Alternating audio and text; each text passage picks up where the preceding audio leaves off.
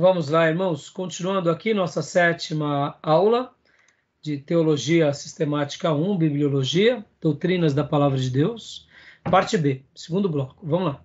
Então, eu tinha pedido para o Gil ler, né? Leia para nós, Gil. Tenha bondade. A Bíblia é necessária para o conhecimento segundo da vontade de Deus. No bloco anterior, eu terminei falando sobre esse estudo que eu fiz, sobre a vontade de Deus. Irmãos, foi tão importante eu ter feito esse estudo, sabia? Olha que interessante, irmãos. Deixa eu fazer um comentário bem rápido aqui. No momento em que eu fiz esse estudo, por que eu comecei a desenvolver ele? Eu estava passando por aqueles momentos de crise, dizendo-se, qual é a vontade de Deus? Qual é a vontade de Deus? O que Deus tem para mim? Um fala que é uma coisa, outro fala que é outra. Será que eu escolho? Será? E aí eu comecei a mergulhar na Bíblia. Comecei a lembrar da Bíblia, de textos. E aí, em cima disso, eu fui pegando tudo que a Bíblia falava sobre vontade e a vontade de Deus. E olha, irmãos, foi uma das minhas melhores lições de casa para a minha vida. Porque eu enxerguei nas Escrituras que Deus tem uma vontade soberana. E que, ao mesmo tempo, Ele nos dá uma vida e Ele nos deu uma certa liberdade e que dentro dessa certa liberdade há uma vontade de Deus que permite-nos viver. E, em outras palavras, durante esse estudo que eu fiz, eu descobri que Deus tinha intenções e desejos dele, mas ao mesmo tempo que não nos obrigava, mas nos pontuava. E resumo, eu fui afirmado nas Escrituras, eu fui afirmado no caráter de Deus, eu fui afirmado nos atributos de Deus, sobre essa questão da vontade. Em outras palavras, eu comecei a ver que Deus tinha um plano eterno e que diante desse plano eterno, o Raimundo existiu um dia na agenda de Deus e que eu tinha uma missão a cumprir. E que a Bíblia iria me mostrar, iria me pontuar dentro desse horizonte de vontade de Deus para a minha vida. Isso foi um presente para mim, porque ali muitas tensões foram eliminadas. Sabe aquilo lá? Puxa, o que eu tenho que fazer? Por onde começar? Tem coisas que a gente não sabe. E foi ótimo para mim, tá bom? Então, né, deixo aqui essas palavras, mas... E vamos agora para o livro-texto. Pode ler para nós, Gil, por gentileza. Ok. Abaixo se argumentará que todas as pessoas nascidas na terra têm algum conhecimento da vontade de Deus, por intermédio da sua consciência. Mas, se conhecimento é muitas vezes indistinto e não pode proporcionar certeza, na verdade, se não existisse a palavra escrita de Deus, não poderíamos alcançar a certeza da vontade de Deus por nenhum outro meio. Fosse consciência, conselhos de outras pessoas, testemunho íntimo do Espírito Santo, mudanças das circunstâncias ou uso da razão e do bom senso santificados. O que vocês acham dessa afirmação do nosso irmão Gruden? Eu acho interessante que eu vou até relatar algo aqui que talvez contribua, né? Eu até comentei outro dia, estava com minha esposa, estava comentando sobre que está dentro desse foco. Eu converti em 88 também, converti em 88, com 20 anos. E aí eu te pergunto, cada pessoa tem uma maturidade, tem um tempo para amadurecer a sua crise existencial. Eu comecei quando eu tive meus 14, 15, eu não tive esse momento.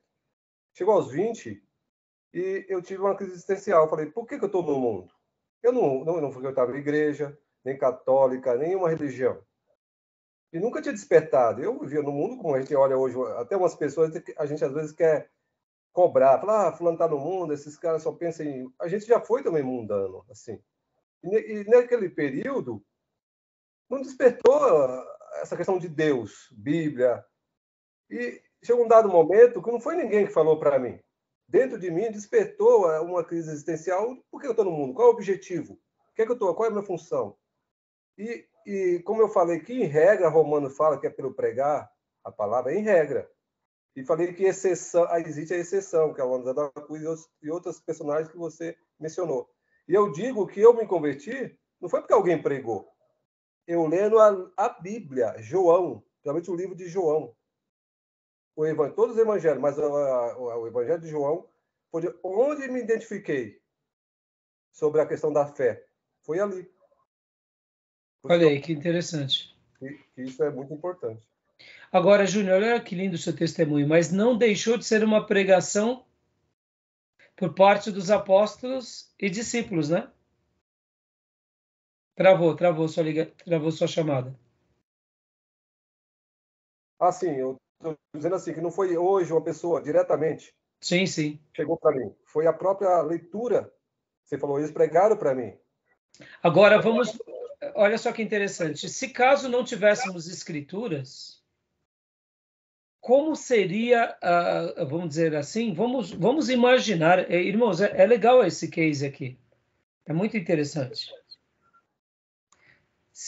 Vamos pegar o exemplo do Júnior, se não tivesse escrituras, talvez a consciência dele, por algum motivo, seria despertada sobre essa questão do eterno. Mas, com certeza, talvez até hoje você estaria tateando, Júnior. Sim. Né? Diante de alguns credos. E é nisso que o autor, eu achei fantástico, quando ele fala assim, não é a consciência, né? Não é questões, por exemplo, como outras pessoas, ou até mesmo testemunhos íntimos do Espírito Santo, porque é muito relativo isso. Pode ver, as pessoas dizem, o Espírito Santo está falando comigo. Muitas vezes, vocês já notaram que as pessoas confundem muito a voz da consciência com a voz de Deus? Sim, claro. Todos nós já passamos por essa experiência. Até mesmo eu. Tem hora que eu acho que é Deus falando, não é a minha consciência. E tem hora que é Deus falando e eu acho que é a minha consciência. Por que a gente precisa da igreja e por que a gente precisa das escrituras? Porque sozinho, essa confusão, ela se intensifica. Sim. Agora, no momento em que eu tenho alguém que cuida de mim, que tem mais experiência do que eu, ou um colegiado, e eu estou dizendo que é Deus, e esse colegiado está enxergando que é minha consciência, eles podem me ajudar. Podem ver que é na comunhão que a gente desenvolve isso. E é tendo o coração sempre sendo ensinável. Mas percebam que a gente precisa ou de alguém, ou de um texto, e Deus na sua grandiosa sabedoria, eu quero acreditar, por isso que a revelação escrita, ela é autoritativa desde o dia em que Deus disse para Moisés, Moisés, pode começar escrevendo, porque eu já inaugurei a revelação escrita com o meu dedo, e agora é você, até o último texto de João.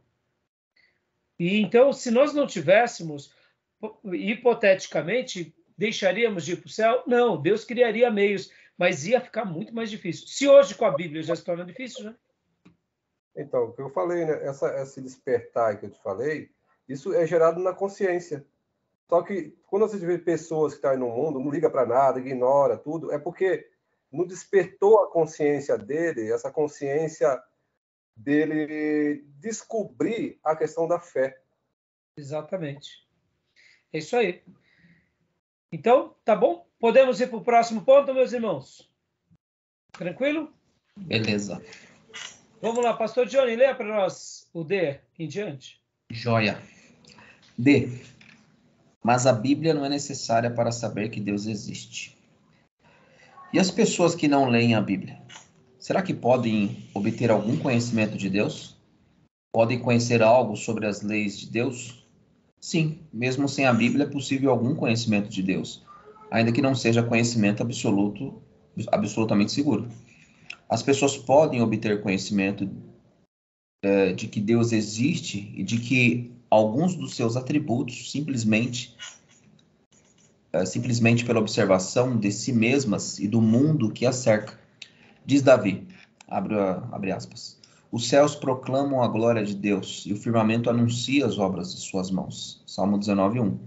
Quem olha para o céu vê as provas do infinito poder, da infinita sabedoria e mesmo da infinita beleza de Deus. Observa o majestoso testemunho da glória de Deus. Joia. E é aqui que nós chamamos de revelação natural, ou seja, a criação de Deus revela a glória dele. E diante disso, muitas pessoas podem sim se achegar a Deus, e eu não duvido que elas podem, inclusive, serem salvas, porque elas acabam tendo dentro delas esse senso de que há um eterno e que eles precisam desse eterno. Agora, é claro, diante dessa situação, assim como Deus tenta se comunicar com as pessoas, com os homens, em qualquer época, em qualquer geração, Satanás e todos os demônios também podem ver que existem tribos indígenas que têm uma noção do Deus Criador e muitas outras tribos indígenas que elas se assemelham muito com o Espiritismo. Como que eles chegaram a essa compreensão? Não foi por causa de anjo de Deus, foi por causa dos anjos caídos, é óbvio. Então a gente sabe que o ser humano, onde ele está, ali há um palco de guerra pela alma dele, tá bom? Então, já irmãos. Pastor, ali também, em Paulo em Atos dos Apóstolos 17, quando ele faz a pregação entre os epicureus históricos, ele fala também que tinha um filósofo que ele acreditava em Deus. Então, e nós vamos estudar bastante isso, Júnior, sabe onde? Em missões. Vocês, quando chegarmos nos módulos de missões, nós vamos usar um livro chamado... Bom, se eu não mudar até lá, né? O Fator Melquisedeque. Sim, e vai ser uma delícia trabalhar nesse livro para a gente compreender um pouco como Deus já preparou todos os povos para o Evangelho. Sim. Em Atenas, naquela pregação de Paulo, do Deus desconhecido, ali já era, sim, Deus se manifestando para os atenienses. Então, é isso aí. Deus prepara. Agora, por isso que nós somos proclamadores, porque, de fato, Deus, de uma forma direta ou indireta, ele já prepara tudo para o Evangelho. Prepara o coração para o Evangelho. No entanto, é o Evangelho que vai ser o esclarecedor dessas vidas, que vai ser o esclarecedor do Salvador, do caminho, das formas, do padrão, da regra de Deus. Não vai ser a consciência, não serão as pessoas, nem aquilo que elas dizem que é a testificação do Espírito Santo. Não é. Vai ser o Evangelho. Por isso que a Bíblia é autoritativa para nós e ponto final. Entendeu? Beleza, meus irmãos? Continuando aqui, então. Além disso, leia para nós, Júnior. Então, além disso... Além disso, a Bíblia não é necessária para conhecer algo sobre o caráter e sobre as leis morais de Deus. Paulo, em Romanos 1, mostra que até os descrentes, que não têm nenhum registro escrito das leis de Deus, mesmo assim têm na sua consciência alguma compreensão das exigências morais de Deus, discorrendo sobre uma longa lista de pecados: inveja, homicídio, contenda, dolo. Paulo fala sobre os ímpios que os praticam. Aspas. Ora, conhecendo eles a sentença de Deus, que são passíveis de morte, os quais os que tais coisas praticam, não somente as fazem, mas também aprovam os que assim procedem. Fecha aspas. Romanos 1, 32. Os ímpios sabem que o pecado é errado, pelo menos na maior parte dos casos. Questão de certo e errado. É questão de consciência, né, Júnior? Questão de consciência. E a gente não pode dizer que é porque ela é um incrédulo que ela não tem consciência. Não, meus irmãos. Eu queria até pontuar aqui... É um princípio, né, isso aí, né? Eu queria até pontuar aqui agora, mostrando uma coisa que eu aprendi e acredito ser assim, que a nossa consciência ela é moldada para o bem ou para o mal. Nós recebemos uma consciência de Deus, pura como uma criança inocente, e nós, por meio das nossas escolhas e por meio do nosso meio, nós vamos moldando a nossa consciência. Ora, deixando ela mais sensível ao que importa, e ora, deixando ela mais calejada àquilo que desejamos. Podem ver que uma pessoa que quando comete um delito muito grande, ela se sente muito mal. Mas da segunda vez que ela comete, ela já não se sente tão mal.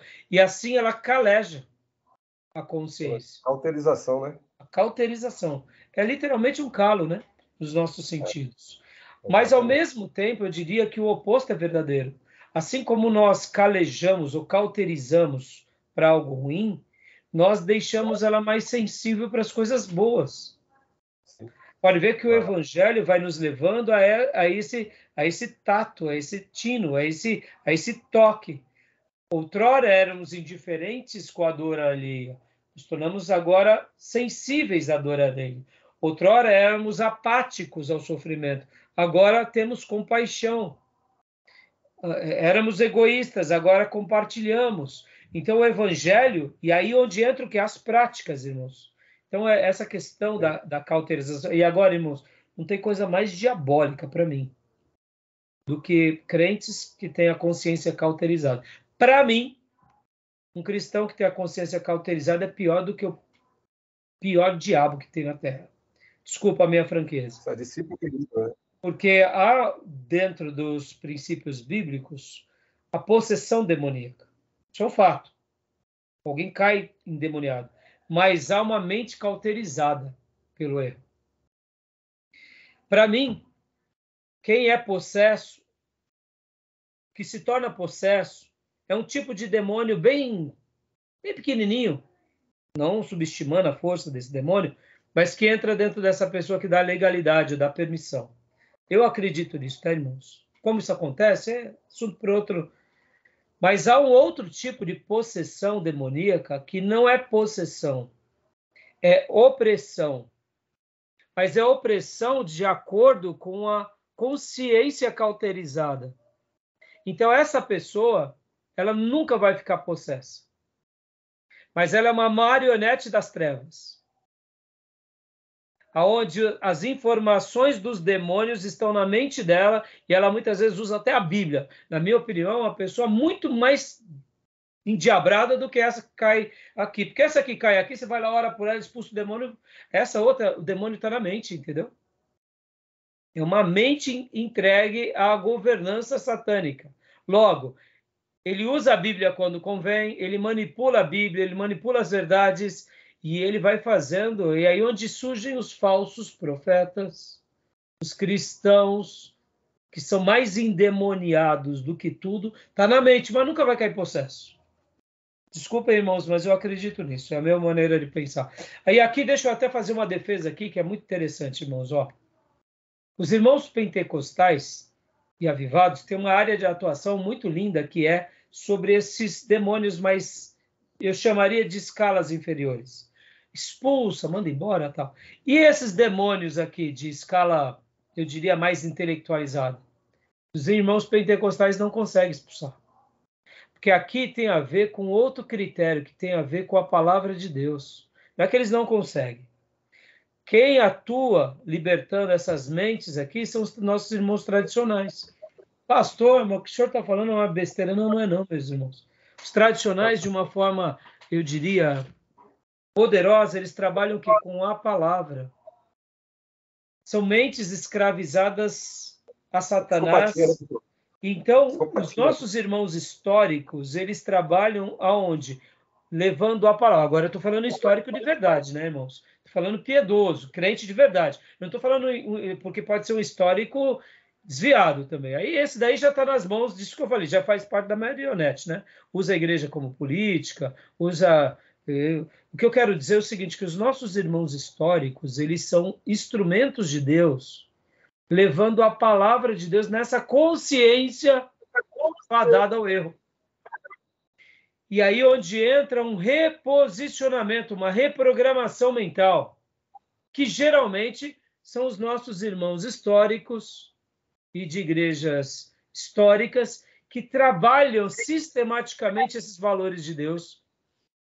E aí eu acredito que muitas dessas mentes que eram marionetes das trevas, no momento que começam a ter o conteúdo da palavra, a palavra liberta, a palavra cura e a palavra transforma. Então, os nossos dois irmãos, os irmãos pentecostais, avivados e históricos, eles expulsam demônios. Um expulsa os demônios mais simplórios, que são mais extravagantes e mais, né? E os outros são sutis na intelectualidade. Por isso que eu acredito que ambos fazem um trabalho enorme para o reino de Deus. Talvez você nunca olhou para essa perspectiva. Nós estamos aqui comendo numa cozinha tradicional. O que é isso? Se não nadar nas marés e nas águas do Espírito Santo. E agora, eu não estou menosprezando os irmãos pentecostais avivados, estou dizendo o seguinte, que ali é fácil, irmãos. Ali é fácil. É impor as mãos e repreender em nome de Jesus e vai embora. Difícil é mudar uma mente escrava a Satanás. É isso que é difícil. Pegar alguém que faz da justiça uma injustiça ou do doce amargo e mostrar para ele que o que ele está fazendo é algo diabólico, e quando ele cita a Bíblia erradamente, ou toma proveito, ou ele é um leviano, e mudar essa mente. A gente só muda essa mente pelo poder do Espírito Santo, sendo o instrumento do Espírito Santo ajudando essa pessoa. Tá bom? Eu acredito nisso, viu, meus irmãos? Tá bom? Fica aqui uma dica para vocês. Totalmente doentio que se colocou aí no patamar. Seria aquele grupo fronteiriço, né? Seria os psicopata que sofre de psicopatia, é esse grupo que você... Não, eu diria não necessariamente, Júnior, esse grupo, porque esse grupo está dentro de uma, vamos dizer assim, de uma categoria de pessoas que realmente têm problemas mentais, né? Eu estou falando mesmo, vamos pegar aqui, vamos pegar um exemplo aqui, Júnior. 2 exemplos bíblicos. Judas Iscariotes e Simão o Mágico. Você pode ver que Judas Iscariotes era um dissimulador. Como que ele conseguia viver tanta dissimulação do lado de Jesus? É uma mente humana, aonde na sua interioridade ele agia negando as Escrituras, mas na sua exterioridade ele era um apóstolo. Que loucura isso! Sim. Então, na minha opinião, Judas, com essa dissimulação, ele era uma marionete das trevas. O diabo, de uma forma ou de outra, sabia. Porque as setas... Pastor, o diabo tem onisciência? Não é isso. Mas ele vê os comportamentos. Quando o próprio evangelho diz que ele era ladrão, é porque depois veio à tona algumas coisas. Mas vamos supor, irmãos, eu sou um dissimulado. Eu estou na igreja, eu quero notoriedade, eu quero poder, mas no meu particular, eu não sou aquilo que eu demonstro no púlpito. Sim. O diabo sabe, porque ele está vendo o meu comportamento em casa, ele está vendo a minha pornografia, ele está vendo como eu sou leviano, como eu sou ganancioso, como eu engano as pessoas, porque nós demonstramos o que de fato somos, ou seja, essa pessoa, na minha opinião, ela é mais possessa do que aquele lá que cai no culto de oração. Porque aquele que cai no culto de oração, muitas vezes, ele por uma permissão, seja ela qual for, ele se inclinou aos demônios e ele está sujeito àquela força. Essa pessoa, ela nega os valores de Deus conscientemente e insiste neles. É o profeta Balaão, por exemplo, que sabia da vontade de Deus e que contrariava. É Saul, que sabia, entendeu? Então, essas pessoas, na minha opinião, elas são marionetes, elas vivem essa opressão consciente e de forma irretratável. Essa é uma possessão muito pior do que todas. Então, por exemplo, o que eu te falei do que sofre de psicopatia, ele é indiferente, ele é dissimulado, ele não tem afeto com ninguém e ele gosta do mal, de praticar o mal. Sim, não, é uma coisa terrível, mas você concorda? A mãe mata todo mundo. Isso, não entendo. Mas você concorda que uma pessoa que assim, dentro da psicologia, Júnior, existem os neuróticos e os psicóticos, as doenças psicossomáticas. Sim. Quando alguém te chamar de neurótico, irmã, dê glória a Deus, viu? Sim. Porque os neuróticos são os normais, tá? E os psicóticos são aqueles que nascem com algum problema patológico mesmo. Por exemplo, o psicopata, possivelmente, dentro dos estudiosos, eles vão falar o seguinte, que, por exemplo, uma pessoa que sofre de esquizofrenia, ou um sociopata, por exemplo, como uma pessoa, por exemplo, não tem... Como? O sociopata, é isso que eu sociopata, Como pode uma pessoa ver algo sendo feito por ele mesmo em outra pessoa e ele não sentir dó? É uma doença. Exatamente. Como, por exemplo, existem pessoas, irmãos, como vocês veem até em alguns vídeos que demonstram filmes, né? De Hollywood que demonstram, a pessoa fica no limite de um penhasco e não tem medo.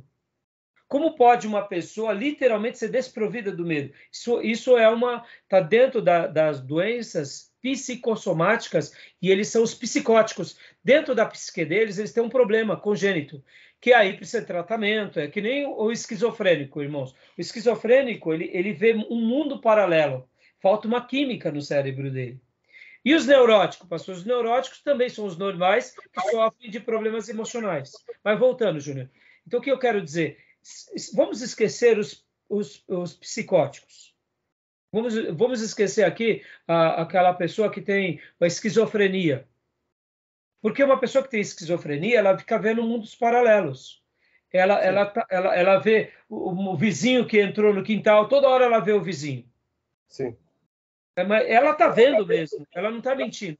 Pode ser demônios? Pode ser demônios, mas geralmente é uma química que falta no cérebro que está fazendo com que ela tenha essas visões. Então, não devagando muito sobre as questões, mas o que eu quero dizer é o seguinte, que quem vive essa opressão dentro dos neuróticos, consciente, como foi o caso de Balaão, como foi o caso de Saul, irmãos, quer um endemoniado pior do que Saul? Saul sabia que estava fazendo errado e insistia no erro. Quando ele tenta matar Davi, capturar Davi, ele chora. Era um louco. Ele era um lunático. Ele era um neurótico ao extremo. Mas aí eu te digo, ele teve chance de arrepender? Sim. Se não me falha a memória, irmão, Saul reinou durante 40 anos, irmãos. É pouco tempo ou é muito tempo? É muito tempo. Quanto tempo ele perseguiu Davi? Foi muito tempo. E ele não teve o retorno, ele só teve a piora, até aquela morte trágica dele. Entendam o que eu quero dizer com isso? Saul é um grande exemplo no Velho Testamento de alguém opresso, consciente, por escolha.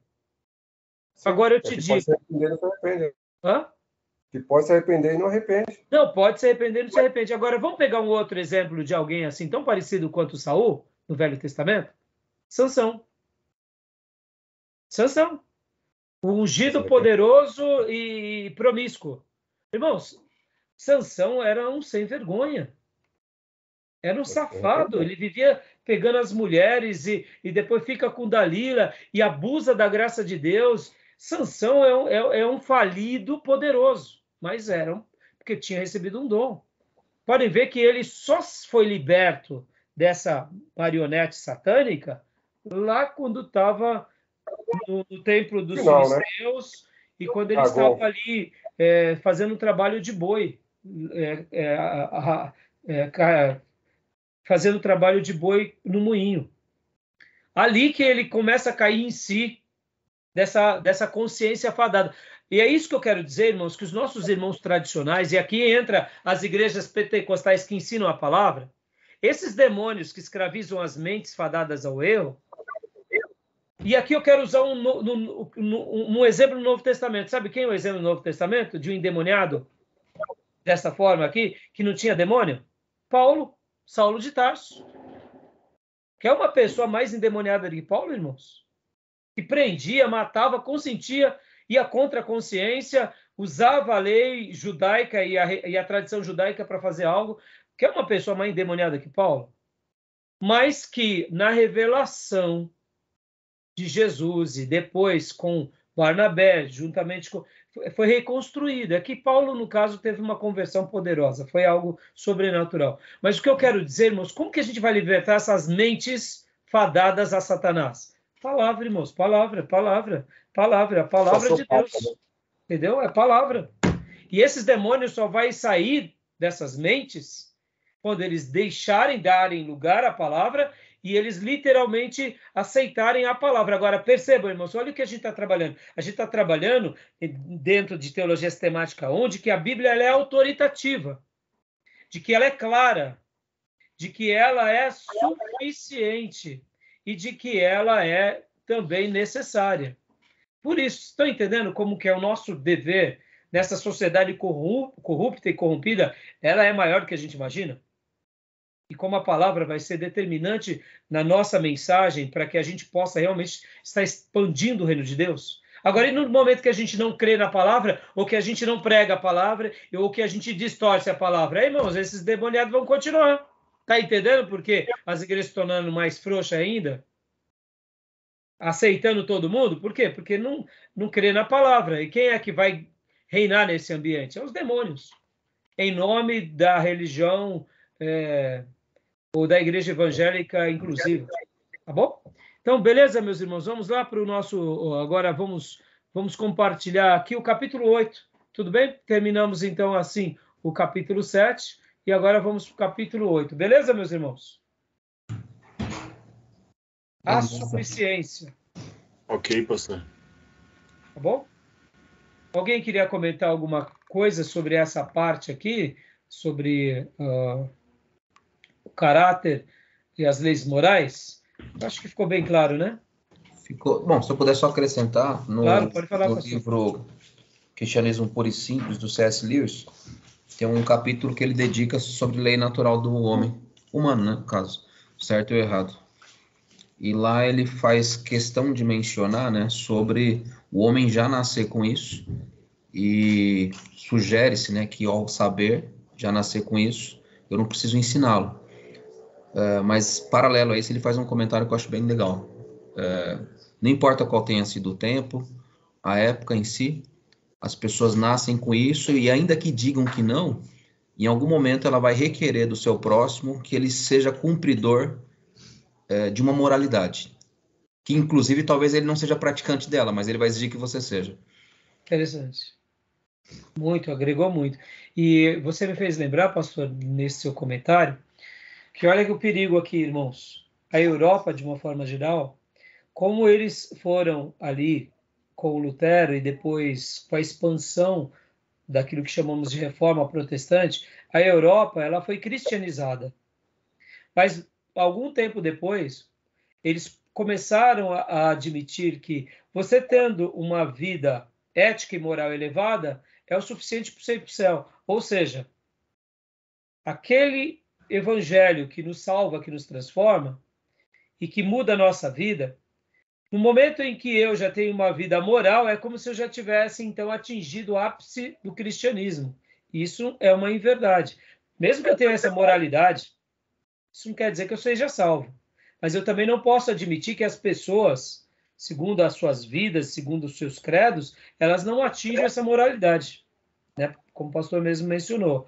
Nós não podemos dizer que uma pessoa que nasceu, por exemplo, no Japão, na China, e tem ali os seus credos de Confúcio, ou quem sabe do Buda, que eles não atingem um nível moral e ético elevado. Ou mesmo dentro do espiritismo, do catolicismo, ou até mesmo no ateísmo. Tem ateus que são extremamente generosos. Eu tive um cunhado que já partiu, que ele foi muito generoso com a minha família. Ele era ateu mesmo, socialista, daqueles que realmente... mas ele era uma pessoa extremamente generosa. Um ser humano como poucos na história que eu conheci. E eu preguei muito para ele, mas ele é aqueles ferrenhos, defensores de Karl Marx ali. Então, o que eu quero dizer com isso, irmãos? Mas o nível moral e ético dele era muito elevado. Não estou dizendo que... Então, percebam, a gente tem que tomar cuidado, como o pastor disse, a gente vai cobrar de uma forma ou de outra, e a gente não pode deixar com que a religião vire apenas um lugar de ética e moral. Não pode. A religião Sim. é muito mais do que isso. E por isso que ela é um imperativo moral. Porque por meio da nossa fé em Deus, a nossa moral tem que estar lá em cima. Agora, não é o fato de alguém ter uma moral lá em cima que ele significa que ele já é salvo. Porque isso é uma questão de escolha, de comportamento de cada um, né? Tá bom? Beleza, pastor. Mais alguma coisa, algum acréscimo de algum irmão? Paulo diz lá em Efésios, sobre pela graça e salvo, e mediante a fé na Deus, as obras não é para a gente se gloriar. Isso que é a questão do código ético e moral que ele colocou em todo ser humano. Exatamente. Maravilha. Você sabe que dentro desse contexto, irmãos, um dia eu conversando com o professor pastor José Ribeiro, eu falei assim, Zé, Porque os judeus e as suas escolas ou mais ortodoxas, o judaísmo, eles não proclamam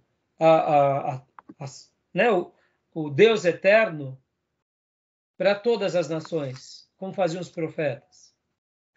O que eu quis dizer para o Zé é o seguinte: por que eles não são militantes na sua proclamação do Deus eterno, Deus de Abraão, para todos os povos? O Ribeiro me falou uma coisa que foi muito legal. Ele disse o seguinte: é porque dentro do contexto judaico, eles acreditam o seguinte, que se uma pessoa ela caminha, mesmo que inconsciente, seguindo as leis de Deus e praticando as leis, eles já estão salvos. Tem os 10 mandamentos?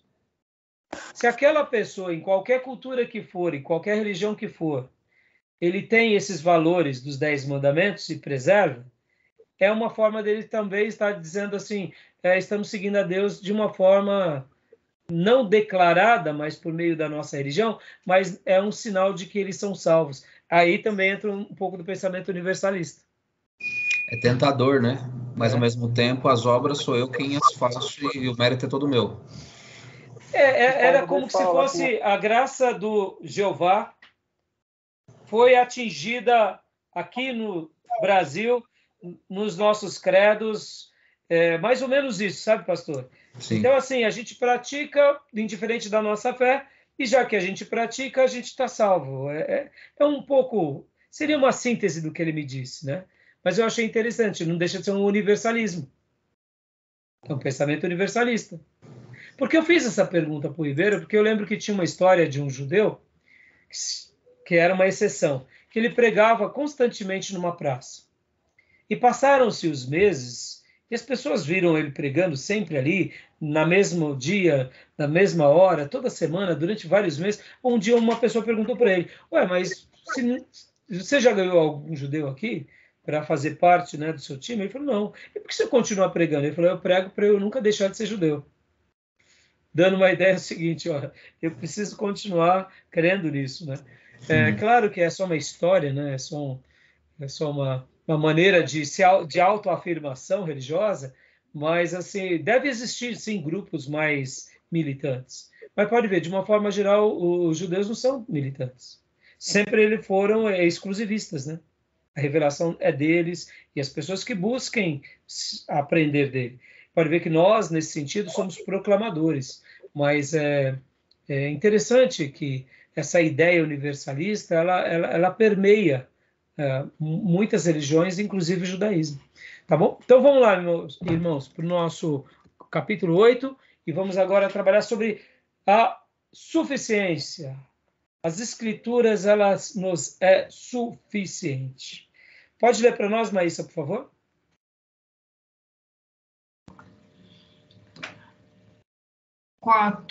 Suficiência. A definição de suficiência das escrituras. Podemos definir assim suficiência das escrituras. Dizer que as escrituras são suficientes significa dizer que a Bíblia contém todas as palavras divinas que Deus quis dar ao seu povo em cada estágio da história da redenção. E que hoje contém todas as palavras de Deus que precisamos para a salvação, para que, de maneira perfeita, nele possamos confiar e a ele obedecer. E aí, meus irmãos, o que vocês me dizem sobre essa definição? O que vocês me dizem? Boa? Excelente? Crê, não crê? Fala agora, o cálice para sempre. Concordo. Que Deus quis nos revelar, está aqui. Tem uma expressão que eu não gostei tanto. Qual é? Contém. É a palavra de Deus, não é que contém. Dá a ideia de que contém aquilo que eu acho necessário e que eu não acho necessário. Entendeu? Entendi. É uma questão de especificação. Júlio, eu não posso aqui defender o autor nessa hora, porque, de fato, o seu argumento é bem razoável. Por outro lado, eu não sei como está no inglês, no livro que ele escreve, que é uma tradução. Mas, ao mesmo tempo, fazendo uma pseudo-defesa, é que, como revelação, ela é. Mas, ao mesmo tempo, ela não deixa de conter. Porque Deus, a pessoa dele, pode falar. Ou ele falou, ou ele fala, ou ele falará. Então, na Bíblia não tem todas as palavras de Deus. Mas ela tem todas aquelas que precisamos para viver. Por isso que eu creio que ele colocou o contém. Porque, por exemplo, tudo que Deus falou para Abraão está aqui. Eu quero acreditar que foi tudo que Deus quis que a tradição soubesse. Mas Deus pode ter dito algumas outras coisas para Abraão que Deus não revelou, por exemplo, para Moisés. Então, não deixou de conter o necessário. Contém. No entanto, fazendo só uma defesa, tá bom? Mas eu só achei seu argumento razoável. É isso aí, fazer teologia é isso. Estou falando daquilo que eu já estudei. Então, sim, há um estudo sobre essas questões, até eu falei para você, sobre a congregação. Eles mudaram, eles falam que contém, não é a palavra de Deus, contém. Então eu falo, isso aqui não serve, isso aqui não é, por exemplo, ajuda atraiu Jesus. Ah, isso aqui não, isso aqui é do diabo. Isso não é, é negativo. Eles só apontam o que é positivo. Então eles falam que contém a palavra de Deus. Não é a palavra de Deus no todo. sim, Então ele sim. separa. É por isso que eu observei lá, que ele fala contém participação. Pode observar. É que nesse caso, então, mas é que nesse caso, a característica que o Gruden está querendo trabalhar é sobre a suficiência. Sendo suficiente, então vamos partir do pressuposto da suficiência. Já que ela é suficiente, cada palavra, cada livro, cada texto, cada capítulo, então ela é a palavra de Deus.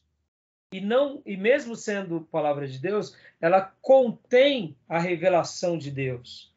É dando essa ideia de conter como todo, não na ideia da congregação, porque a gente sabe que a congregação, na realidade, eles têm ali um problema de hermenêutica.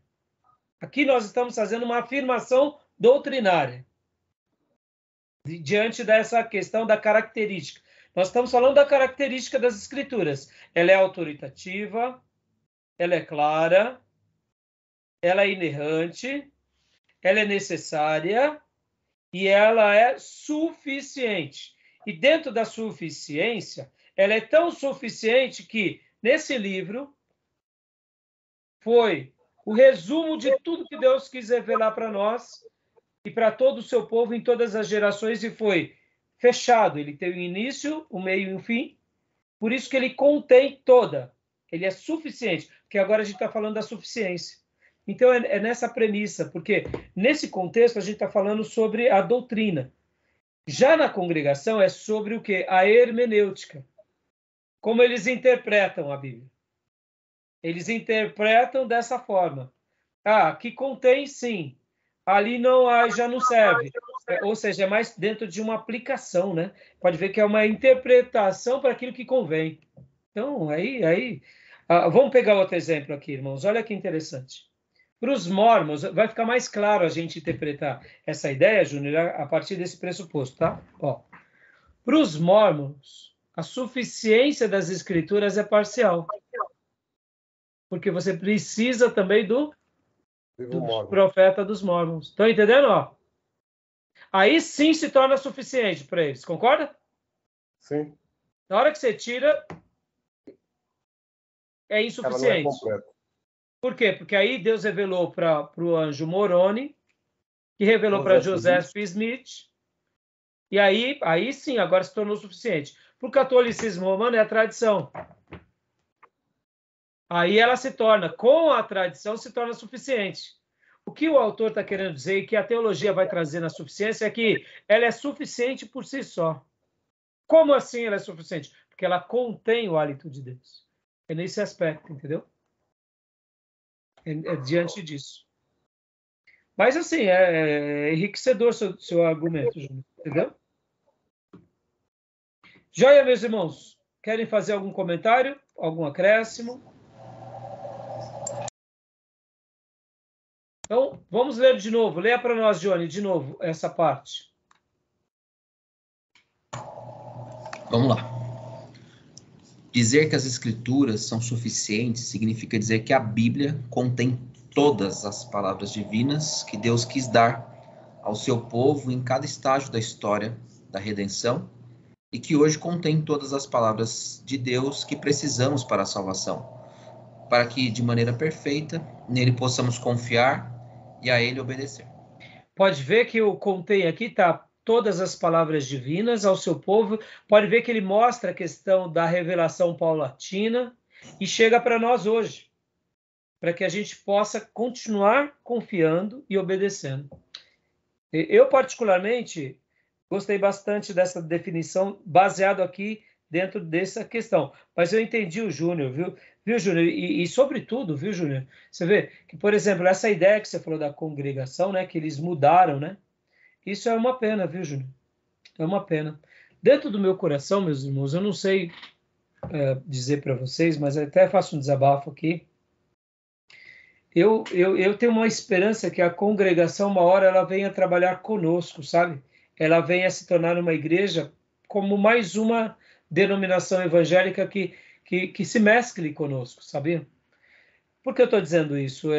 Vamos falar aqui, fazer até uma defesa. Eu vejo que o adventismo do sétimo dia, ao invés de ele se enveredar mais por um caminho herético, ele foi se aproximando mais das igrejas evangélicas. Podem ver que tem muitos irmãos adventistas que hoje questionam Ellen White, questionam o adventismo. É impressionante, irmãos. É nisso que eu falo para vocês que é o poder da palavra, né? Entendeu? Eu acho e eu oro para que a congregação se torne uma dessas igrejas, sabe? Uma igreja pentecostal que passe a conviver conosco.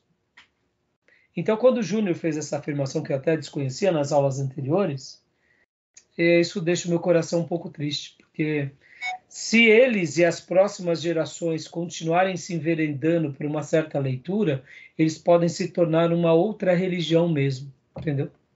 E vai ser uma pena, porque eu conheci vários irmãos da congregação que eram crentes de verdade, seguidor da Bíblia, de Jesus, e estavam lá.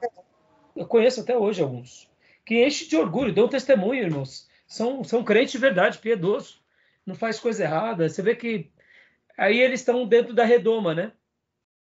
Aquela redoma. E então, que Deus ajude os nossos irmãos, mas eu gostaria muito de vê-los, sabe?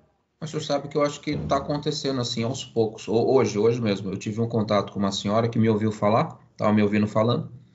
Aí ela, e logo eu percebi que ela era da congregação, tal, aí ela começou a falar algumas coisas também, e a gente começou a falar lá. Ela fala, eu falo, ela me escuta, eu escuto ela, e etc, etc. Aí partiu dela perguntar, de que igreja você é? Eu sou metodista. Ela falou, de verdade, pouco me preocupa isso. Eu gostei do que você falou, eu acho que você me respeitou enquanto eu falava, e para mim tá tudo bem. Eu já fui abordado por pessoas no passado que, assim, me chamavam de... Aliás, você precisa de fato a verdadeira salvação, me disseram lá atrás. Que eu acredito que seja um pensamento, talvez de uma liderança um pouco mais antiga, tal. Mas você percebe, hoje uma senhora, ou seja, está lá há muito tempo, que de fato, assim, a gente conseguiu ter uma conversa bem linear. Mas eu acredito também, desculpa entrar aí, que vai mais do pensamento cauterizado da pessoa do que da congregação em si, né? em si. Porque eu também convivo com pessoas da congregação que é a mesma postura que essa irmã que abordou o pastor Johnny. A mesma postura, a mesma comunicação, o mesmo respeito, o mesmo acolhimento, se movendo através do Espírito Santo. Já havia acontecendo coisas assim, maravilhosas, assim, por parte das pessoas da congregação. E você sabe, Maísa, que eu também penso dessa forma. No entanto, eu recebi, alguns meses atrás, uma moça na nossa igreja, que era da congregação, que dentro do contexto dela, ela vivia muito opressa. A liderança daquela comunidade, não sei qual era muito restrita, muito pensamento fechado. E quando eu tentei conversar com ela, dava para ver que ela ela sofreu muito. E demais, assim, você vê, eu acho que tem igrejas da congregação e pessoas mais maduras pela palavra, e tem aqueles mais fechados. E aí vai ficando um pouco mais pulverizado, né? Cada localidade. Mas eu acho que isso está acontecendo. Conclui, mas... Não, é isso que eu ia falar também. Eu já vi pessoas que não eram da congregação com esse pensamento de, tem que ser dessa igreja, tem que ser com esse pensamento. Eu falo aqui da questão... Até de outras igrejas nossas, né? Isso, Lá no seminário, o pastor Sandoval, dando aula de introdução ao Antigo Testamento, ele contou para nós que tem irmãos que, quando você pergunta de onde veio a Igreja Batista, ó, pra você ver, Batista, hein? Eles falam assim, que a Igreja Batista é mais antiga do que a Igreja Apostólica. Que a Igreja Batista, quem formou foi João Batista. Caramba. Aí, querendo ser melhor do que a Igreja Apostólica. Vou te dizer, mas isso daí é o quê, meu? Pelo amor de Deus, é uma baita heresia, né? Então, joia. Solidarismo, né, pastor? Meu Deus, a gente é melhor do que Jesus, hein? Tá louco, meu Deus do céu. Não é fundamentado na doutrina dos apóstolos, não é fundamentado na doutrina de João Batista, hein? Ai, ai. Vamos lá, B. Quem pode ler para nós, por favor? Vamos lá. Podemos encontrar tudo o que Deus disse sobre temas específicos e também respostas às nossas perguntas. Logicamente, temos consciência de que jamais obedeceremos perfeitamente a todas as palavras das Escrituras nesta vida. Portanto, de início, pode não parecer muito significativo dizer que tudo o que temos de fazer é o que Deus nos ordenou na Bíblia, pois, de qualquer modo, jamais seremos capazes de obedecer-lhe plenamente nesta vida. Vamos lá, vamos fazer um debate aqui, irmãos. A gente encontra sobre tudo na Bíblia? Ou tudo que é necessário?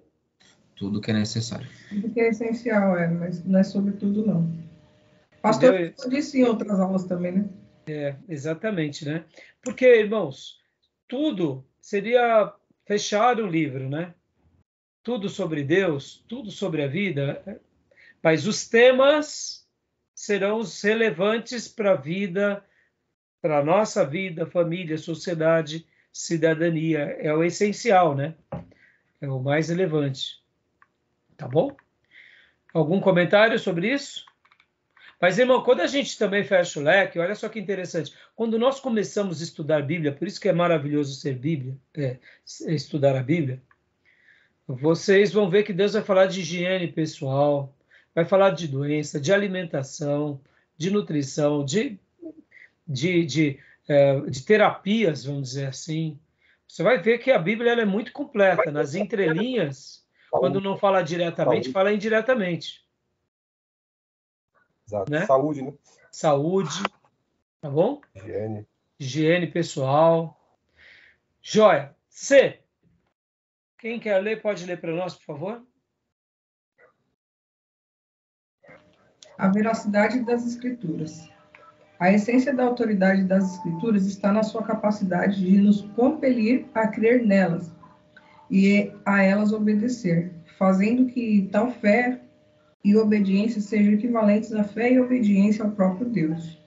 Por esse motivo, é necessário considerar a veracidade das Escrituras, pois crer em todas as palavras da Bíblia implica confiança na completa veracidade das Escrituras, em que cremos. Esse assunto será discutido mais a fundo quando considerarmos a inerrância das Escrituras. Joia. Então, tudo que está nela é verdade e tem a característica absoluta de ser. Mesmo aquilo que, de fato, muitas vezes nós não temos uma resposta. Meus irmãos, eu gosto muito de deixar essas possibilidades de ensinarmos para as pessoas que a gente não sabe de tudo. Por exemplo, irmãos, acreditamos na veracidade. Acreditamos que o que ela fala, com o que ela explica, é para que a gente tenha fé, obedeça, é uma verdade absoluta, não podemos negá-la, mas também naquilo que de fato ela não diz. Por exemplo, vamos pôr aqui esse ponto aqui. Quer ver um exemplo, irmãos? Vamos gastar um minuto aqui. Os magos do Oriente. Explica os magos do Oriente, que Mateus registra. Não dá uma ideia de, se a gente não se a gente não tiver um pouco de conhecimento, se a gente não tiver um pouco de conhecimento histórico, arqueológico, um pouco conhecimento até mesmo da evolução de certas ciências, os magos deixam a gente em péssimos lençóis. Deixa ou não deixa? Tá mago lá. E aí, pô, pastor Johnny, tem mago lá na tua igreja? Ministério dos Magos?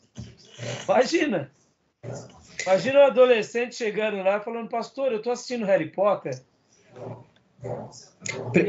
E aí, mago bom? O vidente que foi falar com Davi. Vidente está escrito na... Não, está escrito vidente. A palavra vidente já nos deixa em péssimos lençóis, né? É o mago do bem, né? É o mago do bem. E aí? Não, então, vamos lá. Aí a gente está lá assistindo O Senhor dos Anéis. E ali tem o mago bom e o mago mau. E aí, pastor? E aí? É o mago convertido. É o mago convertido. Então, e aí? Dá para a gente brincar de mago? E aí? Dá umas complicadas, né? Então, você vê... Porque a palavra é mero rótulo, né? Hã? A coisa é mero rótulo, né? Então, por isso que eu falo para vocês. Agora, tudo bem. Vamos fazendo a lição de casa. Vidente, profeta, é aquele que vê o futuro. Ficou fácil. Resolvemos. Mago, quem eram os mágicos? Eram quem? Os astrólogos. Opa, joia. Ufa, pastor, você salvou a gente. Então, não vai ter Harry Potter, não vai ter Nimbus 2000. Lembra? Quem assistiu Harry Potter aqui, lembra que é Nimbus 2000? Lembra que é Nimbus 2000? Não? Pastor, eu nunca assisti, então estou boiando. Eu estou liberta dessa. Nunca assisti também. Não, o pastor assistiu, eu confesso. Eu assisti Harry Potter, eu assisti O Senhor dos Anéis e eu gosto dessas bobeiras aí. A Nimbus 2000 era uma vassoura. Era uma vassoura lá numa dos filmes, que era a grande vassoura de última tecnologia. Eu tinha um amigo da presbiteriana, um diácono, que falava assim que eu vou dar uma Nimbus 2000 para minha sogra. Então, eu nunca mais me esqueci. Ele chamava ela de bruxa. O nome? Limbo? Nimbus pastor, 2000. Essa vassoura é estilo a Ferrari de hoje, né? Dentro dos magos, ela era a top. E aí tem até um jogo lá que eles jogam com as vassouras, ele usa uma Nimbus. Se eu não me engano, é Nimbus 2000. E o que acontece? Esse meu amigo, ele era um presbiteriano, um diácono, uma bênção. E em vez em quando eu falei, onde você vai hoje? Ele falou, eu vou comer a poção. Eu falei, poção? Ele falou, porque ela tá lá assim, ó. Eu falei, como assim? Jogando pedaço da lagartixa, da aranha.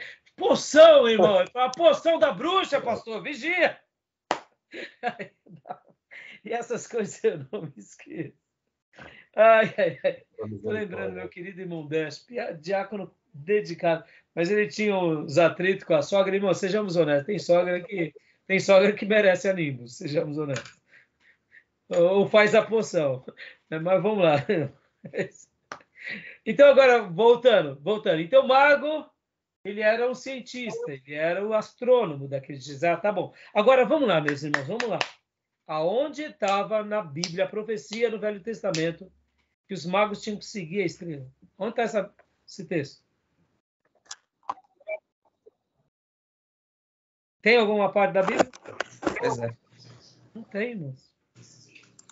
Eu deduzo que havia uma profecia que algum profeta, quando esteve ali, logo depois do cativeiro babilônico, Império Medo-Persa, onde houve a diáspora, a criação das sinagogas, que alguém profetizou dizendo que um dia, deduzo, no final das 70 semanas de Daniel, haveria um sinal no céu de uma estrela, porque ele sabe, irmão, é uma grande comitiva. E Mateus faz questão de registrar esse fato como algo sagrado. Mas onde está a profecia do Velho Testamento? Não sei. Então é aí onde entram todas as palavras, Júnior. Contém, sabe? Tem profecias que ficaram a um povo que a gente não sabe, que Deus não quis registrar, que Deus não quis colocar. Então eu deduzo, né? Eu deduzo. Por exemplo, irmãos, a terceira carta aos Coríntios, que Paulo escreveu, onde está? Foi palavra de Deus? Foi. Paulo escreve. Foi. Mas onde foi parar? Deduzo que também foi parar, sabe aonde? Em alguma lareira de algum desviado dos corintianos. Fizeram e jogaram no fogo. Deduzo. Porque, irmãos, ninguém achou essa carta.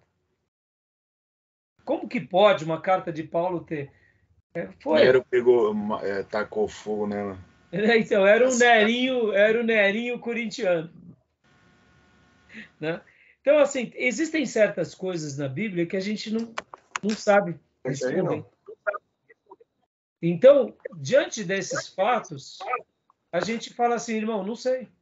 Irmãos, eu aprendi isso com o pastor Ernesto Tonini, irmãos. Isso é uma pérola.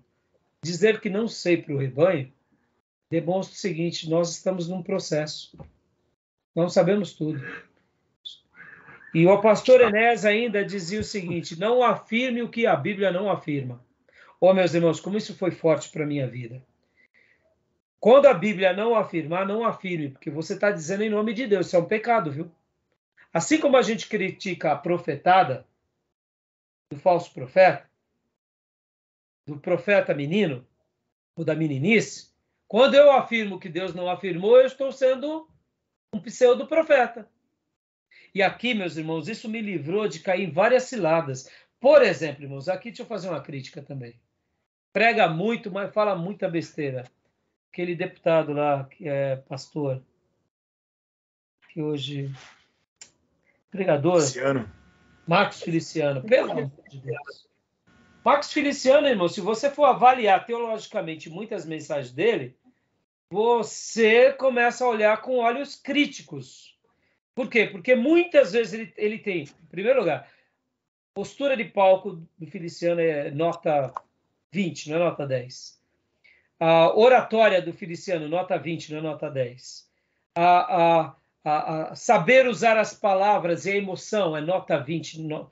A apresentação de palco, não, ele prega muito, mas muito.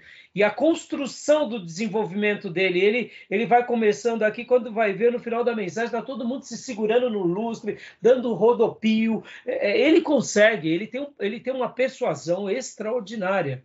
No entanto, a sua teologia, aí é onde entra o problema. Por exemplo, vou só fazer uma citação, uma crítica aqui. Ele falando sobre os 10 dias, por exemplo, em que Jesus, antes do derramamento do Espírito Santo no dia de Pentecostes. Marcos Feliciano começa a falar sobre os 40 dias de Jesus, em que ele ressuscitou, e as aparições. E aí, quando dá o 40º dia, ele é levado aos céus.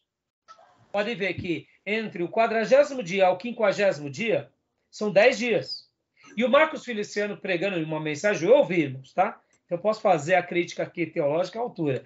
Ele diz assim: e no 41º dia, Jesus chegou para o Pai e disse: Pai, envia o Espírito Santo à minha igreja. E o Pai disse: ainda não é a hora. Mas aí Jesus dizia para o Pai: mas Pai, eles estão sofrendo.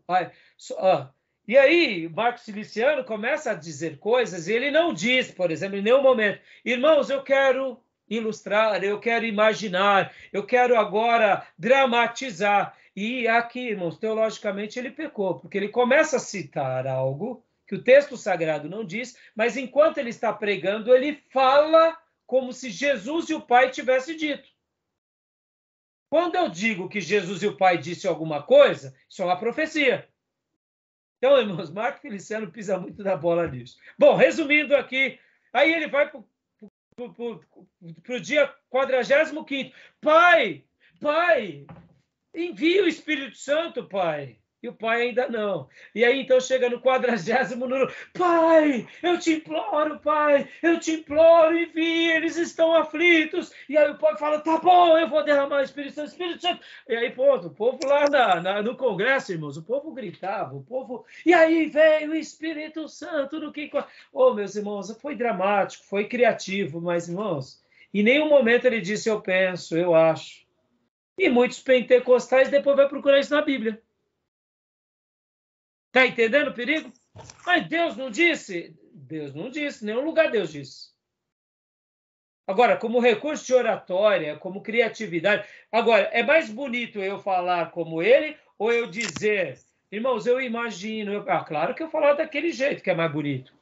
Os ouvintes preferem aquilo. Mas aí eu estou sendo leal nisso? Teologicamente? Irmã Cleusa, pode falar, minha irmã. Levantou a mãozinha. Ô, pastor, quando os pastores usam de tipologia, também é errado? Por exemplo, eles pegam uma história bíblica e eles contam uma história, encaixando aquela história bíblica ali, fazendo tipologia. É errado? Então, irmã, precisa fazer uma avaliação mais criteriosa. Porque muitas vezes, se você tem honestidade na sua argumentação, não vejo nenhum problema. Mas quando você não faz algo com uma honestidade na interpretação, aí todo o problema. Porque aí, irmã, você pode fazer de um ensino bíblico uma heresia. Por exemplo, isso que a irmã fez a pergunta. Então, me explica o que a irmã viu como tipologia para eu já, de antemão, já dizer se está certo ou se está errado. Então, eu vi uma pregação que eles estavam falando de José do Egito. E ele fez a tipologia de José do Egito como Cristo, a esposa Zenate como os gentios e os irmãos como Israel. Então, ó. E ele, em questão na tribulação, que fala do arrebatamento, do pré-tribulacionista, que a Zenate, ela estava... ninguém viu ela no período da fome que ela estava guardada. E quem viu foi os irmãos, que simbolizavam Israel. Então, olha que legal, irmão. Deixa eu só te dizer uma coisa aqui. Quando a irmã fizer a aula de hermenêutica, a gente vai trabalhar bastante sobre isso. Lembra o pastor Johnny e Gil? A alegorização da escola de Alexandria? Vai ser uma delícia para explicar isso para a irmã com mais detalhes. No entanto, a escola de Alexandria usava de muitas alegorizações, usava mesmo. Por outro lado, essa era uma prática usada nessa escola e tinha um propósito de ser. Hoje em dia, esse tipo de interpretação alegórica, ela está muito mais voltada para uma espirituosidade. A pessoa pega uma coisa que não tem nada a ver e aí fala que Deus está revelando para ela.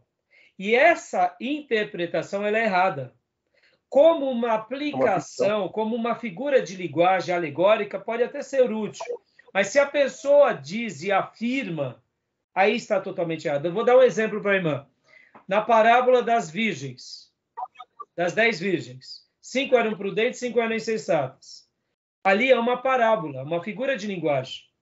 Na hora que eu aplico e falo, ó, irmãos, metade da igreja aqui vai para o céu e metade não vai. Eu estou fazendo uma interpretação, aí já está errado. Muitas pessoas fazem isso. Ou pegando histórias, ou pegando... Então, assim, por isso que aqui estamos estudando, e a gente vai ver que... E eu acabei de fazer uma crítica ao Marco Feliciano, irmão, eu estou dando uma, irmão. Eu cansei de ouvir mensagem do Marco Feliciano. Irmão, sem brincadeira, o homem prega muito. Prega muito. São perigosos. Mas só que, assim, teologicamente, ele falha muito. Por que ele falha muito? Ele acaba dizendo coisas que o texto não diz. Então, ao mesmo tempo que ele acertou uma nota 20, quando ele tirou menos 10, para mim já mudou tudo. E aí onde entra o ensino do pastor Enéas. Não afirme o que a Bíblia não afirma. Afirme o que a Bíblia afirma. Quando você não souber, diga, eu acho, eu penso, seja humilde. Mas para os pentecostais fazer esse tipo de declaração é uma vergonha, porque você não é tão espiritual. Porque se você fosse, você botava o joelho no chão e Deus revelava. Ó, meus irmãos, Deus não revela tudo, entendeu? Então essa é a questão. Aí eu pergunto, que tipo de igreja você quer ter, ou realizar e ministério fazer? Aquela em que você demonstra para todo mundo que você é espirituoso ou que você é verdadeiro? Eu escolhi ser verdadeiro. Tendo espiritualidade ou não tendo, porque o meu apóstolo Paulo, na Bíblia, quando ele tinha uma visão de um macedônio, ele diz, eu tive uma visão de um macedônio, passo para cá. Mas Satanás estava impedindo eles de ir para outra região, está escrito ali, e tinha hora que eles tinham dúvida. Podem ver que muitos pregadores vaidosos não querem ter dúvida. Está errado. Tá bom, meus irmãos? Pastor, eu tenho alguma experiência com a igreja pentecostal. E uma vez eu ouvi dizer que o